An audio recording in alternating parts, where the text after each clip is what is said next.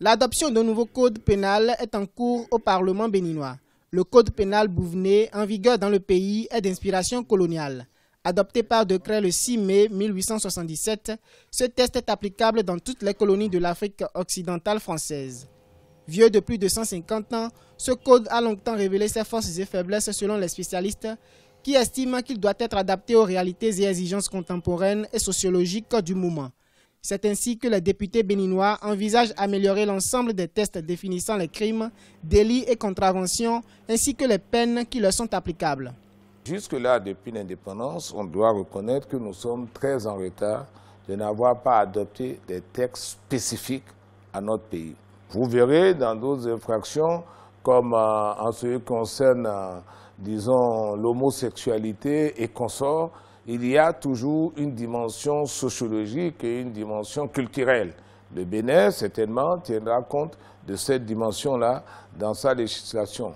Bon, mais il y a des domaines dans lesquels on ne peut pas ne pas suivre le courant mondial. Des problèmes de blanchiment d'argent, des problèmes de trafic de drogue, et que sais-je encore, les problèmes de terrorisme, ça c'est le courant montant. Il faudra suivre, il faudra réprimer, il faut des lois précises. Parce que sans loi, c'est difficile d'appliquer des lois apparentées. Et le droit pénal n'aime pas ça. La procédure de l'adoption du nouveau code pénal est à un stade avancé. Il y a près de 6 mois, les acteurs de la société civile ont été associés à une réflexion sur le contenu du projet de loi portant code pénal. C'est un document composé de 1257 articles. Le test est un amendement pour l'insertion de plusieurs autres dispositions pénales relatives à la sécurité maritime et routière.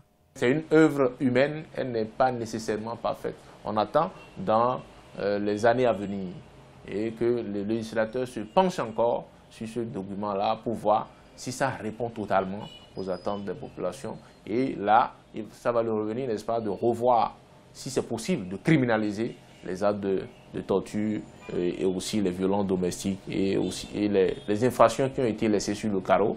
Il faut que le législateur en tienne compte. En termes d'innovation, ce nouveau code en cours d'adoption a pris en compte un ensemble de faits dont les mutilations génitales, le harcèlement, la dépénalisation de l'avortement thérapeutique, les infractions bancaires.